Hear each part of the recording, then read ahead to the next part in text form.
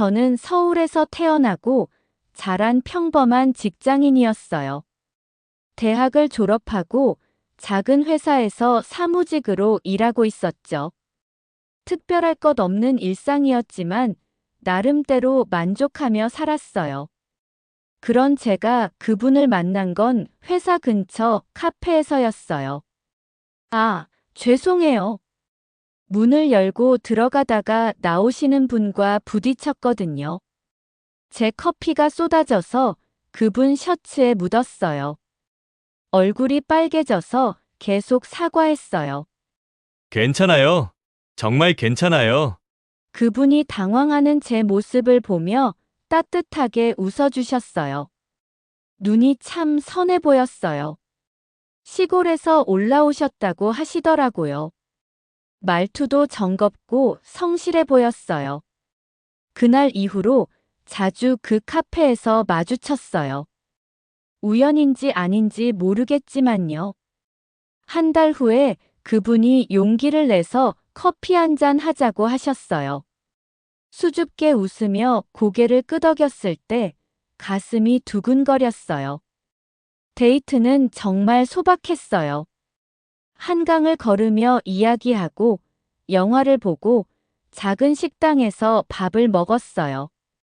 그분이 시골 이야기를 해주실 때마다 마음이 따뜻해졌어요. 시골이 좋겠어요. 공기도 맑고. 나중에 같이 가볼래요? 그렇게 말씀하실 때 얼굴이 빨개지시는 게 너무 귀여웠어요. 1년을 사귀고 결혼했어요. 작은 교회에서 조촐한 결혼식이었지만 행복했어요. 그분 손을 잡고 있으니까 모든 게 완벽했어요. 이런 사람과 함께라면 뭐든 할 수 있을 것 같았거든요. 신혼집은 작은 투룸이었어요. 그래도 둘이 함께 꾸며가는 집이라니까 설렜어요.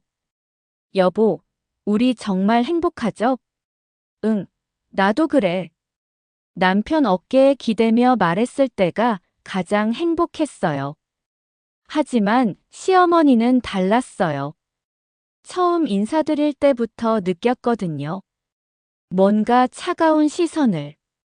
결혼 전에 남편이 어머니께 저를 소개했을 때부터 표정이 좋지 않으셨어요. 그 여자 집안은 어때? 뭐 하는 사람들이야? 남편한테 그런 식으로 물어보셨다고 하더라고요. 남편은 착한 사람이라고 했지만 시어머니는 시큰둥하셨대요.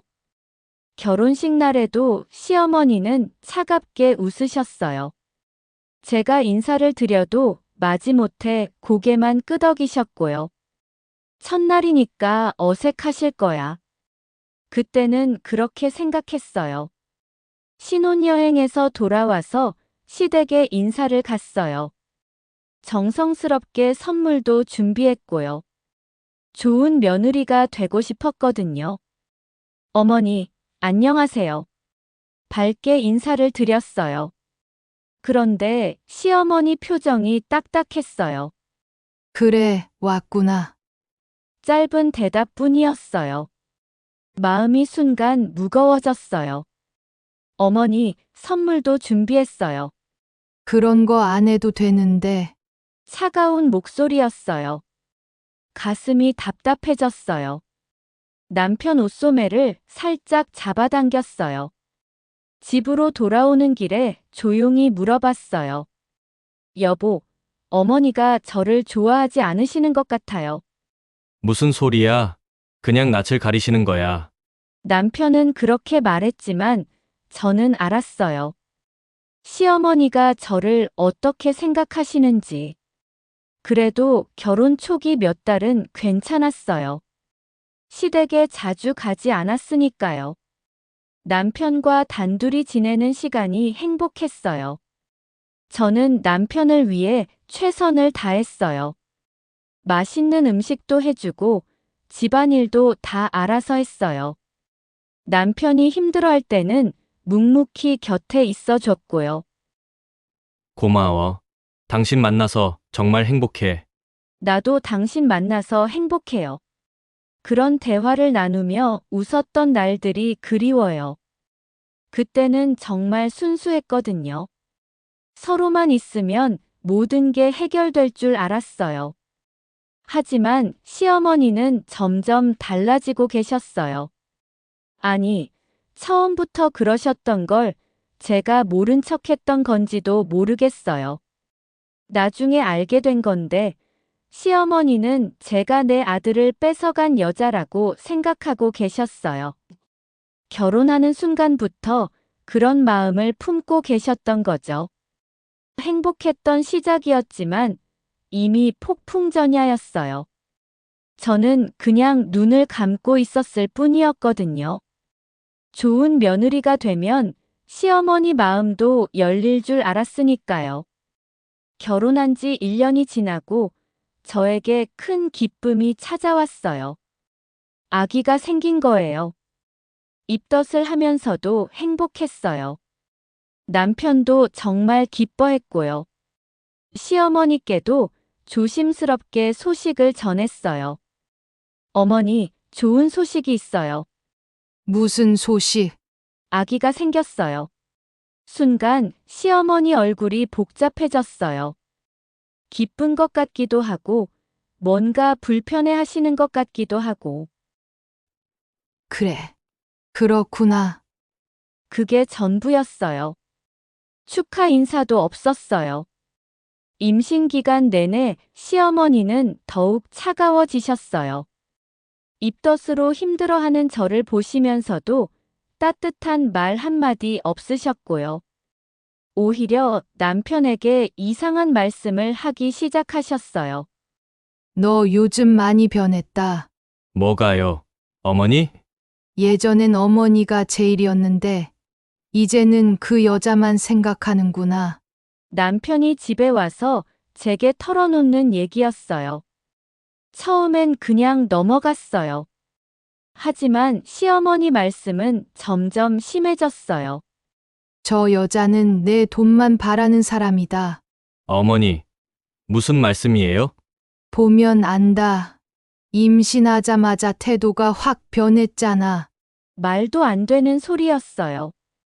저는 오히려 더 조심스러워졌는데, 시어머니 기분을 맞추려고 더 노력했는데, 아기가 태어나던 날이 가장 힘들었어요. 진통이 시작되어 병원에 갔어요. 남편이 손을 꼭 잡아주었고요. 10시간의 진통 끝에 예쁜 아들을 낳았어요. 고생했어요. 정말 고생했어. 남편이 눈물을 흘리며 제 손을 잡았어요. 그 순간이 정말 행복했어요. 그런데 시어머니가 오시더니 저보다 아기부터 보셨어요. 우리 손자 정말 예쁘네. 저한테는 고생했다는 말 한마디 없었어요. 산후조리 얘기도 없으셨고요. 병원에서 일주일 있다가 집에 가겠어요. 내가 알아서 해. 차가운 대답이었어요. 다른 산모들은 시어머니가 이것저것 챙겨주시는 모습을 보면서 부러웠어요. 집에 와서도 마찬가지였어요. 시어머니는 아기만 보러 오셨어요. 저는 없는 사람 취급이었고요. 더 충격적인 건 남편에게 하시는 말이었어요. 너 완전히 바뀌었다. 어머니보다 저 여자가 더 중요한 거냐? 어머니도 중요하지만 중요하긴 뭐가 중요해. 저 여자한테 완전히 홀렸구나. 남편이 집에 와서 힘들어하는 모습을 보면서 마음이 아팠어요. 시어머니와 저 사이에서 고민하는 게 보였거든요. 아기 돌잔치 때가 정말 심했어요. 친정 부모님도 오시고 친구들도 와서 축하해 주었어요. 그런데 시어머니는 내내 인상을 쓰고 계셨어요. 돌잔치도 저렇게 크게 해야 하나? 다들 축하해주러 오셨는데요. 돈 쓰는 것만 좋아하네. 제가 들으라는 듯이 중얼거리셨어요. 얼굴이 화끈거렸어요. 그날 밤 남편에게 또 말씀하셨나 봐요. 여보, 어머니가 뭐라고 하셨어요? 그냥 돌잔치 비용이 너무 많이 들었다고. 남편 표정이 어두웠어요. 시어머니 말에 영향을 받고 있는 게 느껴졌어요. 시어머니 이간질은 날이 갈수록 심해졌어요. 저 여자 친정에서 돈 달라고 하지 않았냐? 그런 적 없어요. 없긴 뭐가 없어. 다 그런 속셈이 있어서 결혼하는 거야. 정말 억울했어요. 친정에서는 오히려 저희를 도와주셨는데 아기용품 하나 사도 시어머니는 불만이셨어요. 애 하나 키우는데 돈이 그렇게 많이 들어? 기저귀랑 분유 사느라고요. 우리 때는 천 기저귀 빨아서 썼는데 맘대로 하라는 듯 손사래를 치셨어요. 시어머니는 남편 귀에 독을 부어넣고 계셨어요. 조금씩 조금씩. 내가 결혼하고 나서 어머니를 얼마나 소홀히 하는지 아냐? 그런 적 없어요. 없긴 뭐가 없어. 한 달에 한 번도 안 와. 남편이 집에 와서 저에게 말했어요. 어머니가 우리가 자주 안 간다고 서운해하셔.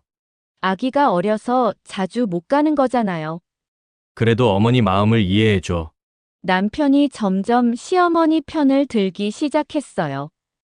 그게 가장 무서웠어요. 시어머니는 제가 아기를 키우는 방식도 마음에 안 들어 하셨어요. 애를 너무 받아준다. 많이 안아주면 좋다고 했어요. 그래서 버릇없이 잘하는 거야. 육아에 대해서도 간섭하기 시작하셨어요. 제가 뭘 해도 잘못했다고 하셨고요. 친정 엄마가 도와주러 오신 것도 못마땅해 하셨어요. 친정 엄마가 너무 자주 온다. 아기 봐주시려고 오시는 건데요. 시어머니가 있는데 친정 엄마가 왜 와? 그렇게 말씀하시면서 정작 시어머니는 아기를 봐주지 않으셨어요. 남편의 태도가 서서히 변하기 시작했어요. 시어머니 말을 자꾸 믿기 시작하는 것 같았어요. 당신 요즘 어머니한테 좀 차갑지 않아? 그런 적 없어요. 어머니가 서운해하시는데 남편 눈빛이 예전과 달랐어요. 의심하는 눈빛이었어요. 시어머니는 제가 없을 때 남편에게 더 심한 말씀을 하셨나 봐요. 저 여자는 너를 이용하는 거야. 그런 말들이 남편 마음에 조금씩 스며들고 있었어요. 아기가 생기면서 더 행복해질 줄 알았는데 오히려 시어머니의 질투는 더 커졌어요. 손자는 예뻐하시면서 저는 더욱 미워하셨어요. 내 아들과 손자를 빼앗은 여자. 시어머니 눈에는 제가 그렇게 보였나 봐요. 행복했던 우리 가정에 균열이 생기기 시작했어요. 아기가 돌이 지나면서 집안 분위기가 확실히 달라졌어요. 시어머니의 이간질이 본격적으로 효과를 보기 시작한 거죠. 작은 일로도 남편과 싸우게 됐어요. 예전 같으면 웃고 넘어갔을 일들이 큰 문제가 되었어요. 어느 날 아기 이유식을 만들어주고 있었어요. 여보, 이것 좀 도와줄래요? 지금 뉴스 보고 있는데 차가운 대답이었어요. 예전 남편 같지 않았어요. 그럼 나중에라도. 당신이 알아서 하면 되잖아. 왜 자꾸 시켜? 순간 머리가 띵했어요. 언제부터 남편이 이렇게 변했을까요? 시어머니가 더 자주 오시기 시작했어요. 그런데 저한테 인사도 안 하고 바로 남편부터 찾으셨어요. 아들아, 어머니 왔다. 어머니, 어서 오세요. 남편은 시어머니만 보면 완전히 다른 사람이 됐어요. 저는 공기 취급이었고요.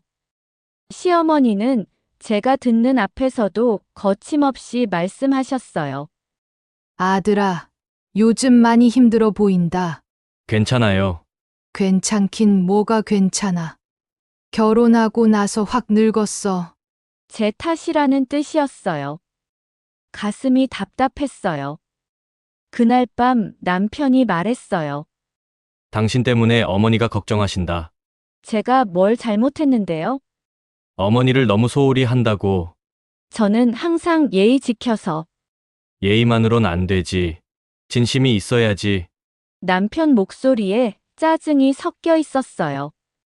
시어머니는 제가 하는 모든 일에 트집을 잡으셨어요.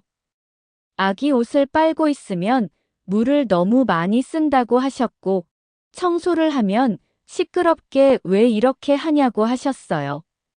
친정 엄마가 반찬을 해서 보내주신 것도 마음에 안 들어 하셨어요.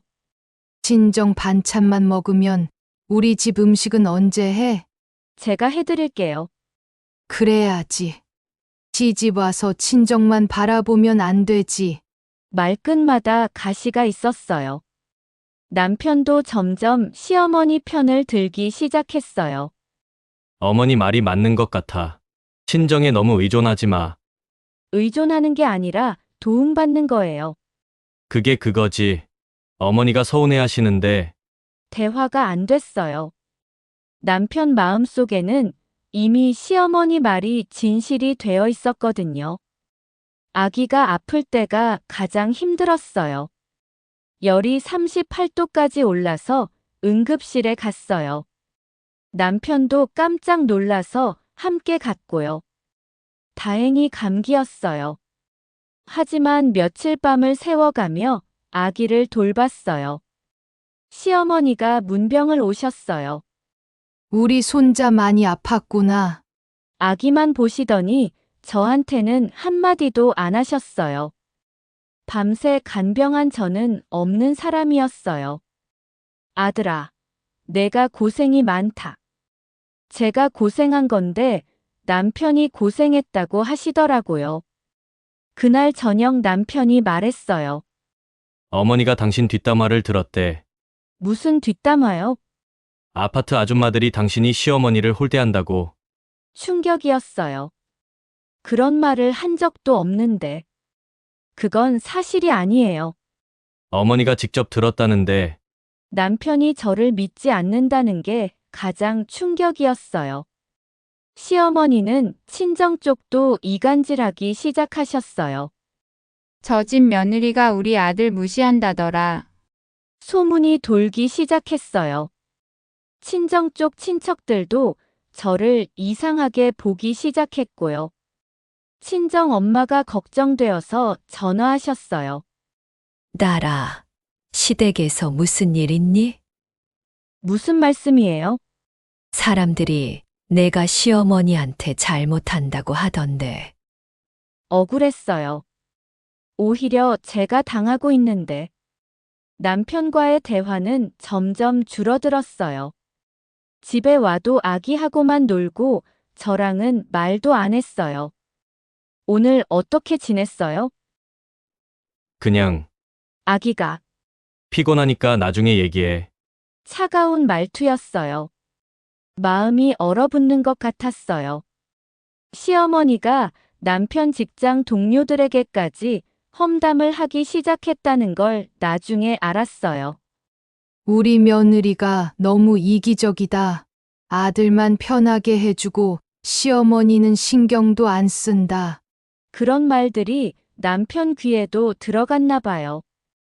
회사 사람들이 당신 얘기하더라. 무슨 얘기요?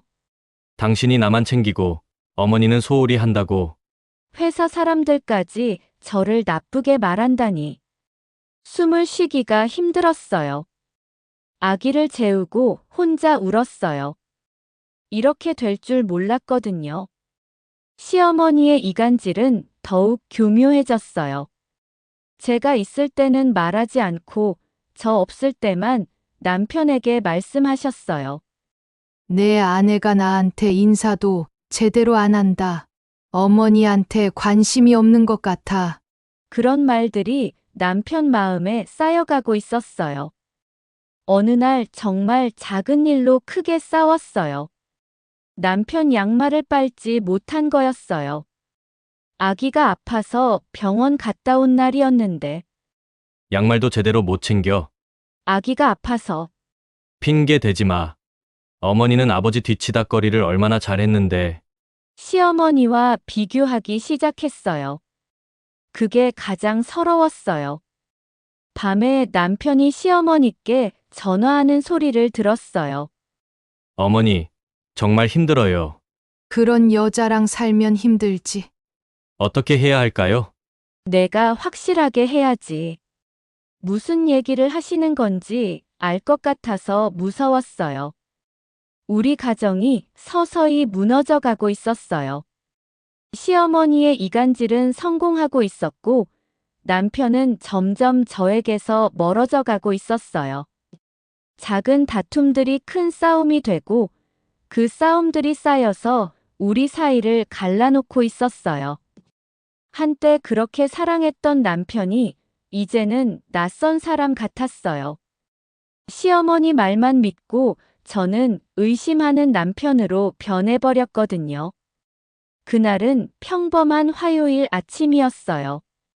아기에게 이유식을 먹이고 있는데 남편이 급하게 준비를 하더라고요. 어디 가세요? 어머니가 갑자기 아프시대. 깜짝 놀랐어요. 어제만 해도 괜찮으셨는데. 뭐가 아프신데요? 가슴이 답답하고 숨이 안 쉬어진다고. 남편 얼굴이 창백해져 있었어요. 정말 걱정되는 표정이었고요. 병원에 모시고 가야겠네요. 응, 내가 가서 모시고 갈게. 저도 같이 갈게요. 아니야. 아기도 있고 너는 집에 있어. 그렇게 남편이 집을 나갔어요. 시어머니를 모시러. 처음엔 정말 걱정했어요. 시어머니가 저를 미워하셔도 아픈 건 다른 문제니까요. 하루가 지나고 이틀이 지났어요. 남편한테 전화해봤어요. 어머니 상태는 어떠세요? 아직 검사 중이야. 언제쯤 집에 오실 수 있어요? 잘 모르겠어. 좀 더 두고 봐야 할 것 같아. 목소리가 이상했어요. 뭔가 어색하더라고요. 일주일이 지났어요. 시어머니가 그렇게 아프시다면 제가 문병을 가야 하는 게 맞다고 생각했어요. 여보, 저도 어머니 뵈러 갈게요. 아니야. 어머니가 사람 많이 오는 거 싫어하신대. 그래도 며느리인데. 집에서 아기나 잘 봐줘. 퉁명스러운 말투였어요. 이상했어요. 남편이 이렇게 오래 집을 비운 적이 없었거든요. 친정 엄마께 전화드렸어요.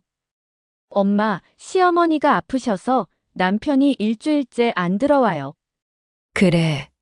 뭐가 그렇게 아프시길래.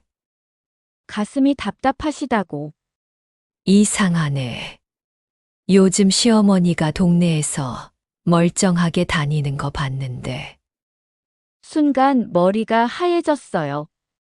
엄마, 그게 무슨 말이에요? 어제도 마트에서 봤는데 아주 건강해 보이더라. 전화를 끊고 바로 남편한테 연락했어요. 여보, 어머니 어느 병원에 계세요? 왜? 가보려고요. 안 된다고 했잖아. 그래도 어느 병원인지는 알아야죠. 나중에 얘기할게. 또 끊어버렸어요. 뭔가 이상했어요. 정말 이상했어요. 그날 밤 시어머니 집 앞에 가봤어요. 아기를 업고요. 불이 켜져 있었어요. 그리고 TV 소리도 들렸어요. 심장이 쿵쾅거렸어요. 혹시나 해서 초인종을 눌렀어요. 누구세요? 시어머니 목소리였어요. 멀쩡한 목소리. 어머니, 저예요. 문이 열렸어요. 시어머니가 나왔는데 완전히 건강해 보였어요. 너 왜 왔어? 어머니, 아프시다면서요? 응. 아, 그래. 많이 나았어. 어색하게 웃으시더라고요. 남편은 어디 있어요? 아들은 마트에 갔어. 거짓말이었어요. 모든 게 거짓말이었어요. 어머니, 남편이 일주일째 집에 안 들어왔어요. 그래? 그건 나도 몰라. 시치미를 떼시더라고요. 그때 남편이 돌아왔어요. 제가 거기 있는 걸 보고 깜짝 놀라는 표정이었어요. 너 왜 여기 와? 당신이 안 들어와서 걱정돼서. 집에 가서 얘기하자. 남편이 저를 끌고 나갔어요. 집으로 돌아오는 차 안에서 따져 물었어요. 도대체 뭐 하는 거예요? 무슨 말이야? 어머니 멀쩡하시잖아요. 어머니가 아프셨던 거 맞아. 그럼 왜 일주일째 집에 안 들어와요? 남편이 한동안 말이 없었어요. 집에 도착해서야 진실을 알았어요. 나 이제 집에 안 들어올 거야. 무슨 소리예요? 어머니랑 살 거야. 머리가 띵했어요. 무슨 말인지 이해가 안 됐어요. 왜요? 갑자기 왜? 어머니가 혼자 사시기 힘드시대. 그럼 어머니를 모셔오면 되잖아요. 안 돼. 어머니가 이 집은 싫어하셔. 말이 안 됐어요. 그럼 저와 아기는 어떻게 해요? 너희끼리 살아. 차갑게 말하더라고요. 생활비는요? 알아서 해. 믿을 수 없었어요. 이게 제가 사랑했던 남편인지. 왜 이러세요? 뭘 잘못했는지 말해주세요. 어머니 마음을 너무 아프게 했어. 저는 그런 적 없어요. 어머니가 다 말씀해 주셨어. 시어머니 말만 믿고 있었어요. 그날 밤 남편은 정말 집을 나갔어요. 아기 기저귀 몇 개랑 옷까지만 챙기고 시어머니 집으로. 아빠. 아기가 아빠를 찾으며 울었어요. 하지만 남편은 돌아보지도 않았어요. 혼자 남겨졌어요. 아기와 단둘이. 그제야 깨달았어요. 시어머니가 꾸민 거짓말이었다는 걸. 엄마가 아프다는 핑계로 저와 아기를 버린 거였어요. 아마 그 일주일 동안 시어머니가 남편을 완전히 세뇌시켰나 봐요. 저 여자와 살면 안 된다. 저 여자는 너를 이용하는 거다. 그런 말들로 남편 마음을 돌려놓은 거죠. 남편은 연락도 안 했어요. 마치 저와 아기가 존재하지 않는 것처럼. 생활비 한 푼도 주지 않았어요. 아기 분유 살 돈도 없어서 친정 엄마께 도움을 청해야 했어요. 나라, 어떻게 이럴 수가 있니? 친정 엄마도 믿을 수 없어 하셨어요. 시어머니의 계획은 완벽했어요. 거짓으로 아픈 척하면서 아들을 불러내고 그 틈에 며느리와 손자를 완전히 버리게 만든 거예요. 내 아들을 되찾겠다. 그런 마음이었을 거예요. 하지만 저는 이해할 수 없었어요. 손자까지 버린다는 게 남편도 이해할 수 없었고요. 자기 아이까지 버리다니. 그렇게 저는 홀로 남겨졌어요. 사랑했던 남편에게 배신당하고 시어머니의 계획에 완전히 속아서 아기만 제 품에 남아 있었어요. 엄마가 지켜줄게. 아기를 보며 다짐했어요. 혼자서라도 키워내겠다고. 시어머니의 승리였어요. 완벽한 승리. 그들이 원하던 대로 저는 사라졌으니까요. 하지만 저는 포기할 수 없었어요. 제 아이를 위해서라도. 홀로 남겨진 첫날 밤이 가장 길었어요. 아기가 자고 난 후 혼자 앉아 있으니까 집이 너무 조용했어요. 시계 소리만 똑딱똑딱 들렸고요. 이게 현실인가? 아직도 믿어지지 않았어요. 남편이 정말 저희를 버리고 갔다는 게. 냉장고를 열어봤어요. 아기 이유식 재료 몇 개와 우유 한 팩이 전부였어요. 통장도 확인해봤어요. 남편 명의로 되어 있는 건 다 막혀 있더라고요. 제 적금에 있던 200만 원이 전부였어요. 이걸로 얼마나 버틸 수 있을까? 계산해 보니 한 달도 빠듯했어요. 아기가 밤에 깼어요. 으앙으앙. 분유를 타서 먹이면서 눈물이 났어요. 아가야, 미안해. 엄마가 잘못해서 아빠가 떠났구나. 하지만 아기는 엄마 품에서만 웃었어요. 그게 위로가 됐어요. 다음 날부터 현실과 마주해야 했어요. 먼저 일자리를 찾아야 했어요. 하지만 아기를 맡길 곳이 없었어요.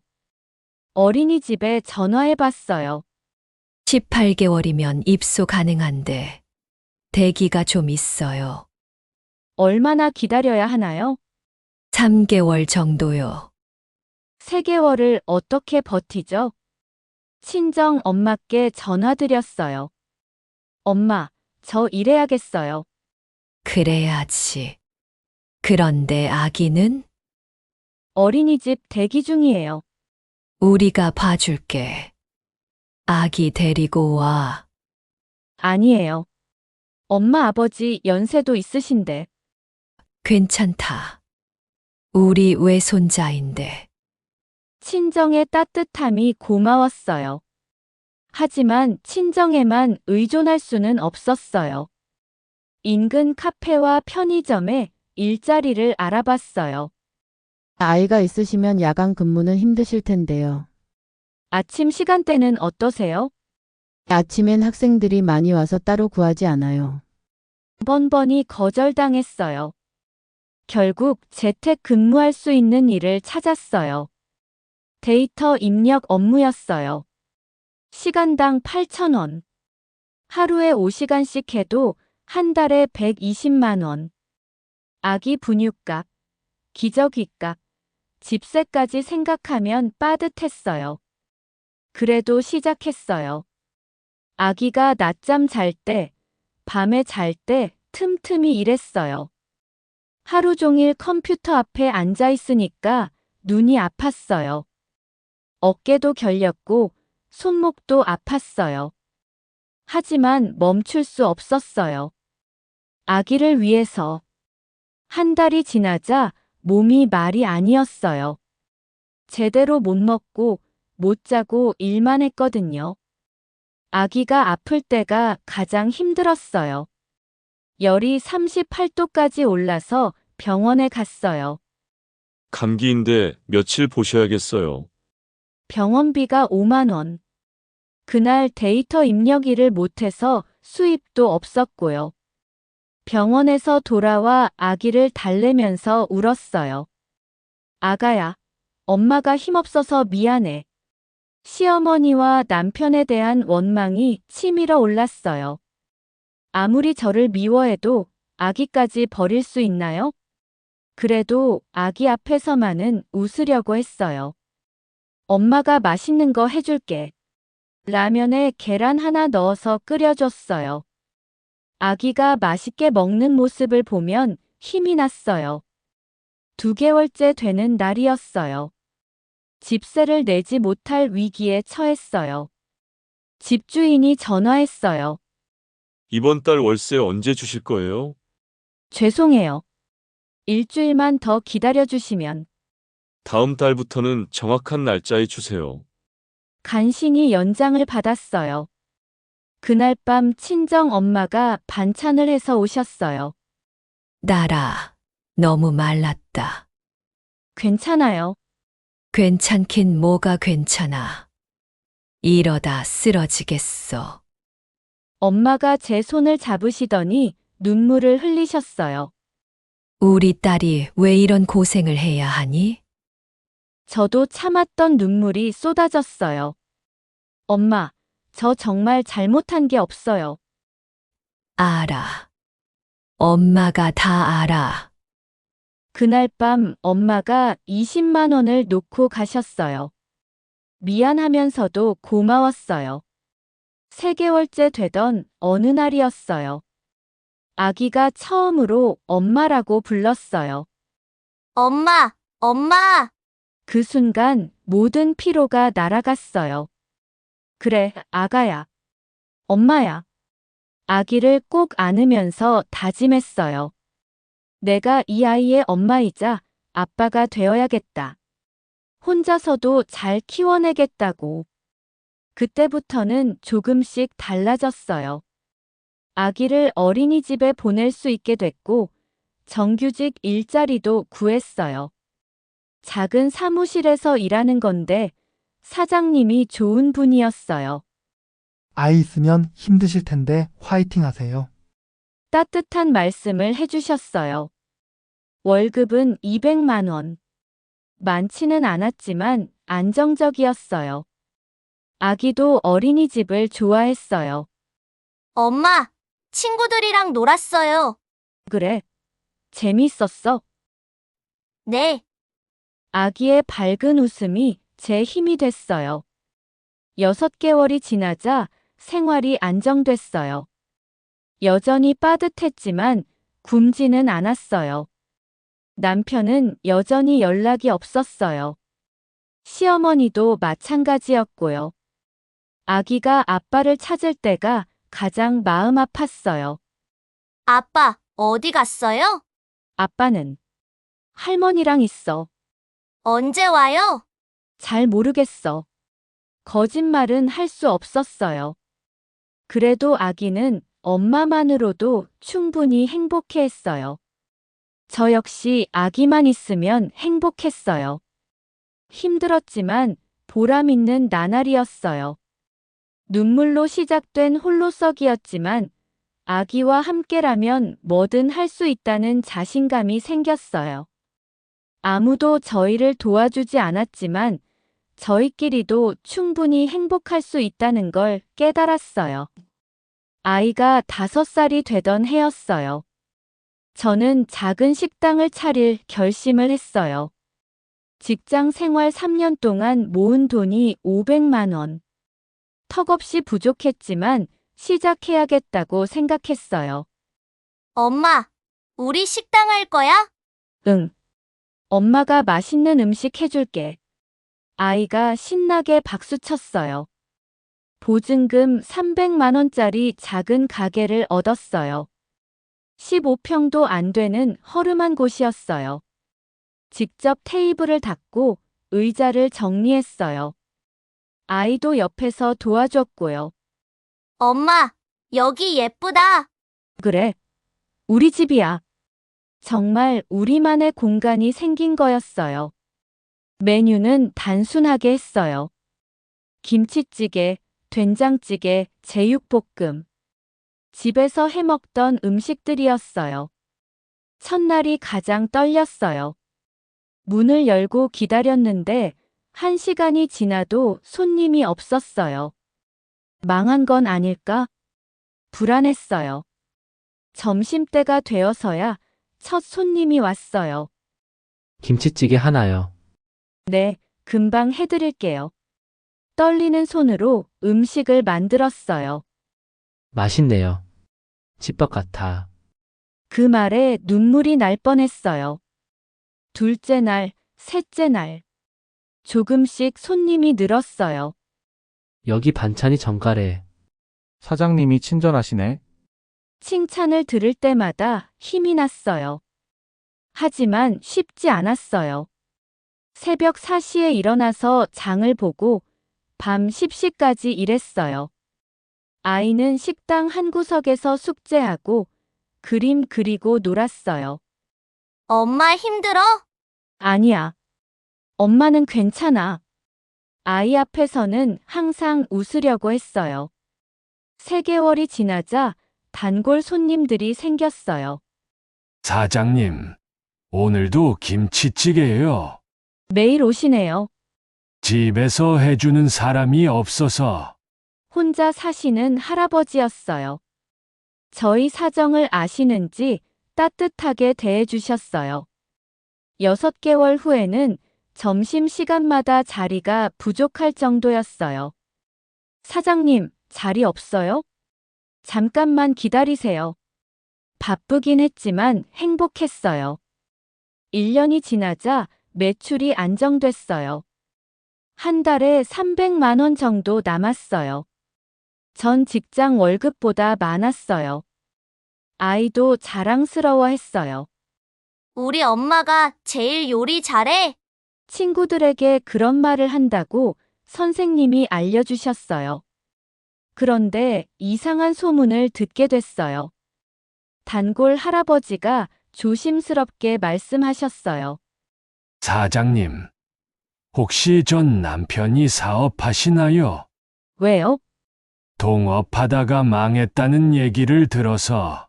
가슴이 철렁했어요. 어디서 들으셨어요? 시장 상인들이 그러던데. 집에 가서 인터넷으로 찾아봤어요. 남편 이름이 나왔어요. 사기 혐의로 고발당했다는 기사였어요. 시어머니와 함께 투자 사기를 쳤다가 발각된 거였어요. 피해액이 2억 원. 엄청난 금액이었어요. 그래서 그동안 연락이 없었구나. 씁쓸했어요. 며칠 후 더 충격적인 소식을 들었어요. 친정 엄마가 전화하셨어요. 딸아, 내 시어머니가 빚쟁이들한테 쫓긴다더라. 네, 돈을 못 갚아서 집도 뺏기고 이리저리 도망 다닌다던데.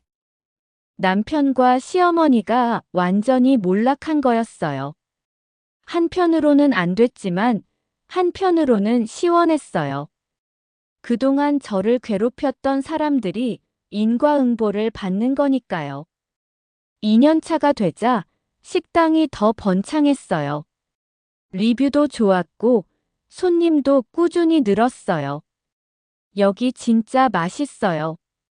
사장님이 너무 친절하세요. 온라인 후기들을 보면 뿌듯했어요. 아이도 많이 자랐어요. 엄마, 나도 나중에 요리사 할래. 그래. 엄마가 가르쳐 줄게. 둘이서 함께하는 시간이 행복했어요. 3년 차에는 옆 가게까지 확장했어요.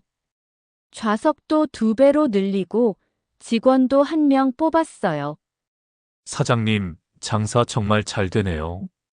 열심히 했더니 이렇게 되었네요. 하지만 자만하지 않았어요. 더 열심히 했어요. 새벽에 일어나서 재료를 손질하고 밤늦게까지 정리했어요. 손님 한 분 한 분께 정성을 다했어요. 맛있게 드세요. 다음에 또 오세요. 진심을 담아 인사했어요. 4년째가 되자 완전히 다른 사람이 된 것 같았어요. 경제적으로도 안정되고 아이도 건강하게 자랐어요. 엄마, 대단해. 아이가 그런 말을 할 때 가장 뿌듯했어요. 그러던 어느 날이었어요. 식당에 낯선 손님이 왔어요. 사장님, 혹시 아시는 분 찾으러 왔는데요. 누구요? 설마 하는 생각이 들었어요. 남편분이 이 근처에 사신다고 해서.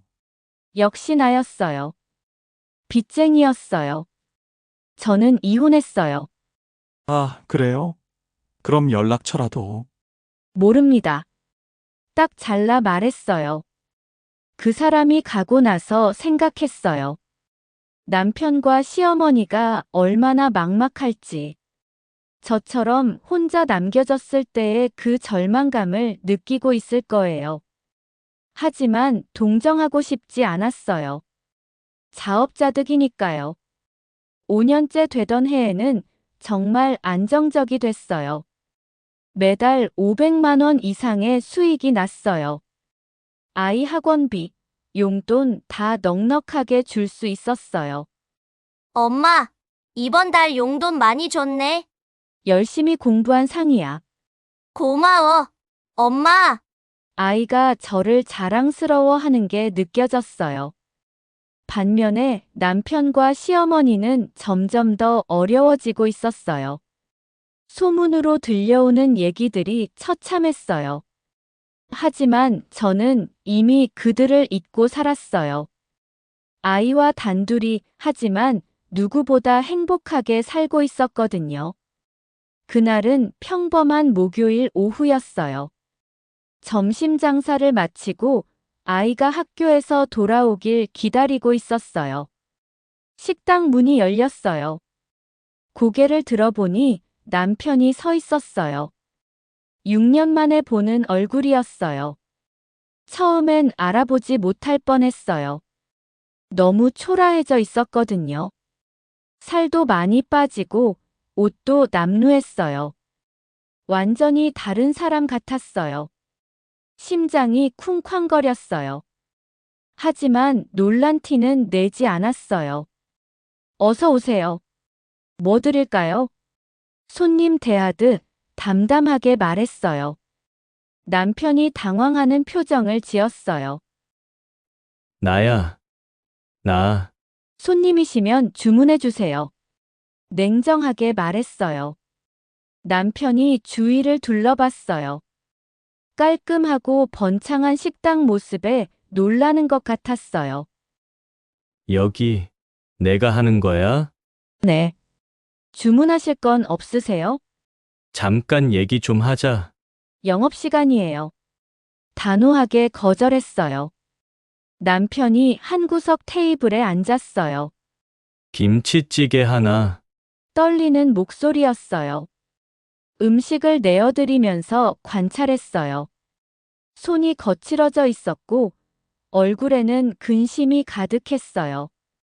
완전히 몰락한 모습이었어요. 음식을 거의 먹지 못하더라고요. 계속 저를 쳐다보기만 했어요. 맛이 없으세요? 아니야. 맛있어. 눈물을 글썽이는 것 같았어요. 그때 식당 문이 다시 열렸어요. 이번에는 시어머니였어요. 더 충격적인 모습이었어요. 6년 전 그 당당했던 모습은 온데간데 없었어요. 머리는 허옇게 새고 옷도 초라했어요. 완전히 기가 꺾인 모습이었어요. 며느리야, 시어머니가 떨리는 목소리로 부르셨어요. 저는 대답하지 않았어요. 사장님, 어서 오세요. 역시 손님 대하듯 했어요.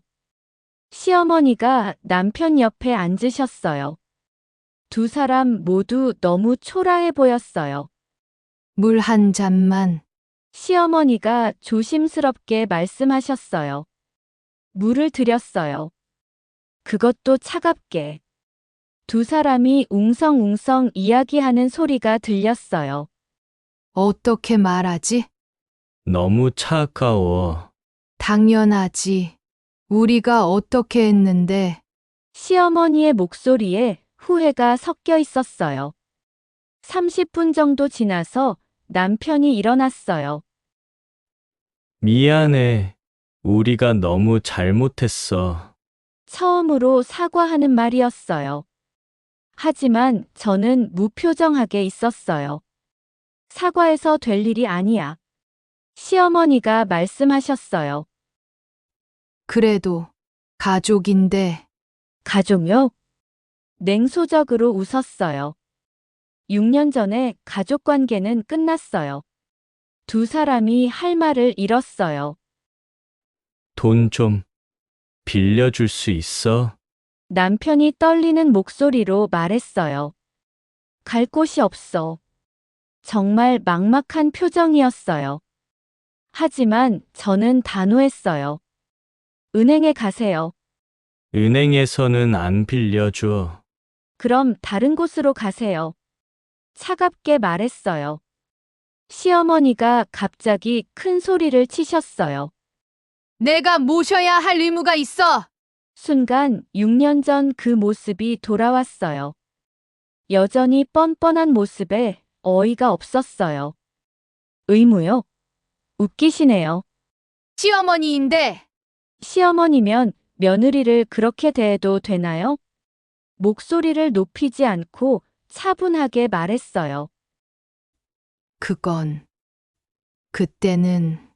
시어머니가 말을 잇지 못하셨어요. 남편이 시어머니를 말렸어요. 어머니, 그만하세요. 그만하긴 뭘 그만해. 저 여자가 우리를 도와야 해. 여전히 변하지 않은 모습이었어요. 남편이 무릎을 꿇었어요. 식당 바닥에 무릎을 꿇고 빌기 시작했어요. 제발, 용서해줘. 한 번만 기회를 줘. 눈물을 흘리면서 빌었어요. 다른 손님들이 쳐다보기 시작했어요. 당황스러웠어요. 일어나세요. 안 일어나. 용서해줄 때까지지. 영업에 방해되니까 일어나세요. 그래도 일어나지 않았어요. 시어머니도 따라서 무릎을 꿇으셨어요. 며느리야, 제발. 우리가 잘못했어. 두 사람이 바닥에서 빌고 있었어요. 6년 전을 생각하면 상상도 못할 일이었어요. 그때 아이가 학교에서 돌아왔어요. 식당 문을 열고 들어왔는데 깜짝 놀라더라고요. 엄마, 저 사람들 누구야? 아이가 남편과 시어머니를 몰랐어요. 6년 동안 한 번도 본 적이 없으니까요. 모르는 사람이야. 왜 무릎 꿇고 있어? 잠깐 나와 있어. 아이를 밖으로 내보냈어요. 저 아이가 우리 손자? 시어머니가 떨리는 목소리로 물으셨어요. 남남이에요. 그래도 핏줄인데. 핏줄이면 왜 6년 동안 외면했어요? 할 말이 없으셨나 봐요. 남편이 더 처절하게 빌었어요. 정말 죽을 것 같아. 살 곳도 없고, 먹을 것도 없어. 제발 도와줘. 하지만 저는 마음이 움직이지 않았어요. 6년 동안의 상처가 너무 컸거든요. 나가주세요. 영업 방해하지 마시고. 단호하게 말했어요. 두 사람이 일어났어요. 시어머니가 마지막으로 말씀하셨어요. 그래도 우린 가족이었잖아. 가족이었다면 왜 버렸어요? 대답할 수 없으셨나 봐요. 남편이 마지막으로 말했어요. 내일 다시 올게. 오지 마세요. 그래도 올 거야. 절망적인 목소리였어요. 두 사람이 나간 후 한동안 멍했어요. 정말 초라한 모습이었어요. 완전히 다른 사람들 같았어요. 하지만 동정심은 없었어요. 자업자득이니까요. 아이가 들어왔어요. 엄마, 괜찮아? 응, 괜찮아. 저 사람들 누구야? 아빠야? 아이가 눈치챈 건 아닐까요? 아니야. 그냥 아는 사람들이야. 거짓말을 할 수밖에 없었어요. 그날 밤 잠이 오지 않았어요. 6년 만에 본 그들의 모습이 계속 떠올랐어요. 하지만 후회는 없었어요. 제가 옳은 일을 한 거니까요. 그들은 정말로 다음 날 또 왔어요. 이번에는 더 처절한 모습이었어요. 하룻밤을 어디서 잤는지 옷이 더 더러워져 있었고요. 남편은 수염도 자라고 시어머니는 머리도 헝클어져 계셨어요. 제발, 한 번만. 남편이 또 무릎을 꿇으려고 했어요. 하지 마세요. 민폐예요. 차갑게 말했어요. 시어머니가 이번에는 다른 방법을 쓰셨어요. 손자라도 보게 해달라. 손자는 없어요. 그래도 핏줄인데.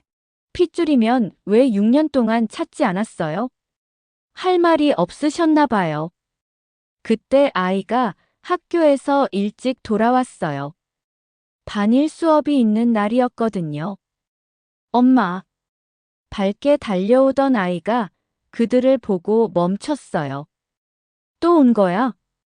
아이가 물었어요. 남편과 시어머니가 아이를 간절하게 쳐다봤어요. 얘야, 할머니야. 시어머니가 다가가려고 하셨어요. 아이가 제 뒤로 숨었어요. 엄마, 무서워. 아이가 떨고 있었어요. 괜찮아. 들어가 있어. 아이를 식당 안으로 보냈어요. 저 아이가 정말 우리 손자구나. 시어머니가 눈물을 흘리셨어요. 이제 와서 할머니 행세하지 마세요. 그래도 6년 동안 생일 한 번, 명절 인사 한 번 없었잖아요. 시어머니가 말을 잇지 못하셨어요. 남편이 다시 무릎을 꿇었어요. 정말 죽을 것 같아. 어젯밤에 지하도에서 잤어. 추워서 잠도 못 잤어. 처절한 모습이었어요. 하지만 제 마음은 움직이지 않았어요. 그런 건 저와 상관없어요. 우리가 잘못했어. 정말 잘못했어. 인정해요. 그런데 그래서요? 용서해달라. 용서는 할 수 있어요. 그런데 도움은 못 줘요. 명확하게 선을 그었어요. 시어머니가 갑자기 화를 내셨어요. 이 몰인정한 년이 우리가 키워준 은혜도 모르고 순간 6년 전 그 모습이 되돌아왔어요. 은혜요? 차갑게 웃었어요. 언제 저를 키워주셨어요?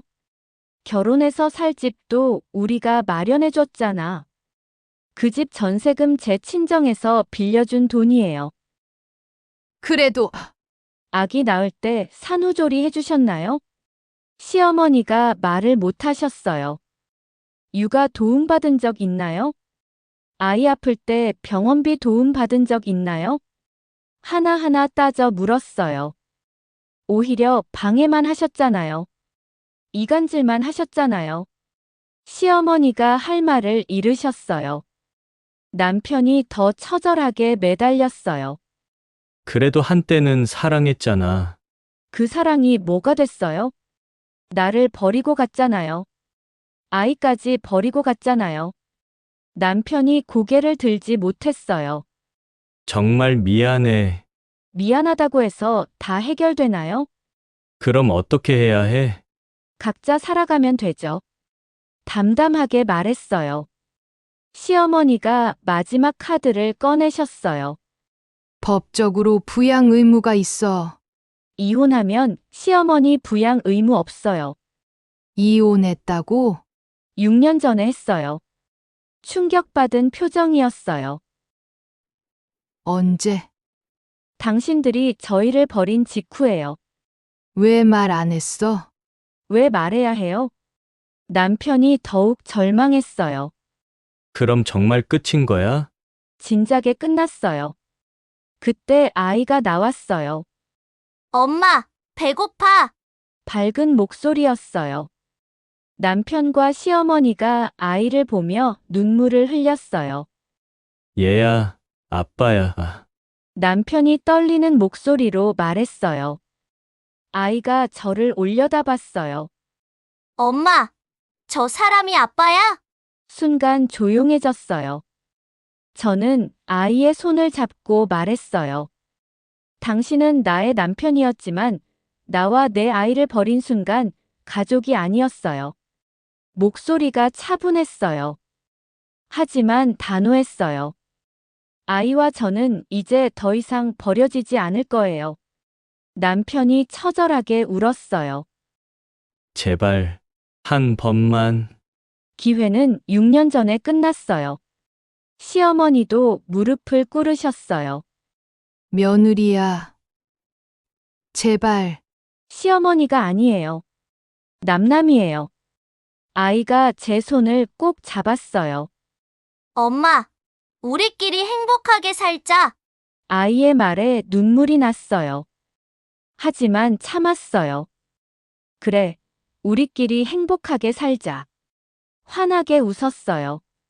남편과 시어머니는 완전히 무너졌어요.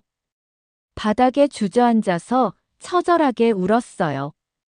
하지만 저는 더 이상 마음이 흔들리지 않았어요. 나가주세요. 영업에 방해가 되니까.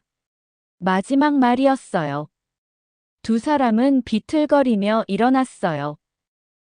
정말 끝인 거야? 진작에 끝났다고 했잖아요. 그들이 나간 후 아이와 단둘이 남았어요. 엄마, 괜찮아? 응, 괜찮아. 저 사람들 다시 안 와? 다시 오지 않을 거야. 다행이다. 아이가 웃었어요. 저도 따라서 웃었어요. 정말로 다행이었어요. 이제야 완전히 자유로워진 기분이었어요. 그날 밤 아이와 함께 맛있는 저녁을 먹었어요. 엄마, 나는 엄마가 최고야. 나도 너가 최고야. 둘이 마주보며 웃었어요. 진짜 가족은 피가 아니라 마음으로 지키는 것이라는 걸 깨달았어요. 저와 아이는 서로를 지키며 살아왔고, 앞으로도 그럴 거예요. 그것만으로도 충분히 행복했어요. 누구의 도움도, 누구의 인정도 필요 없었어요. 저희에게는 서로가 있었으니까요. 그날 이후 그들은 다시 오지 않았어요. 아마도 완전히 포기한 것 같았어요. 저희는 여전히 행복하게 살고 있어요. 식당도 잘 되고 아이도 건강하게 자라고 있어요. 이제 정말로 새로운 시작이었어요. 과거는 과거일 뿐이고 미래는 저희가 만들어가는 거니까요.